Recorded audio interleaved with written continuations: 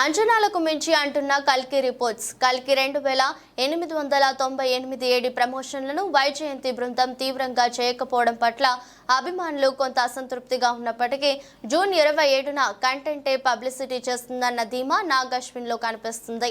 తాజాగా సెన్సార్ పూర్తి చేసుకున్న ఈ విజువల్ వండర్ కు సంబంధించి కొన్ని ఆసక్తికర విషయాలు ఆ నమ్మకాన్ని నిజం చేసేలాగా ఉన్నాయి. ఇవన్నీ చూస్తుంటే కల్కి 2898 ఏడి హైప్ కు తగ్గట్టే రికార్డులు సృష్టించడం ఖాయంగా కనిపిస్తోంది. ఇంకో 8 రోజులు మాత్రమే ఉన్న నేపథ్యంలో అభిమానుల ఆతృత పీక్స్ కు చేరుకుంటుంది. ఇవాళ ముంబైలో జరిగే ప్రీ రిలీజ్ ఈవెంట్ నుంచి కొన్ని ప్రత్యేకమైన విశేషాలు ఆశిస్తున్నారు. తెలుగు రాష్ట్రాల్లో వేడుకగా ఉంటుందా లేదానా క్లారిటీ ఇంకా రాలేదు. అమరావతిలో చేస్తారని టాక్ నిజం కాదని తెలిసింది.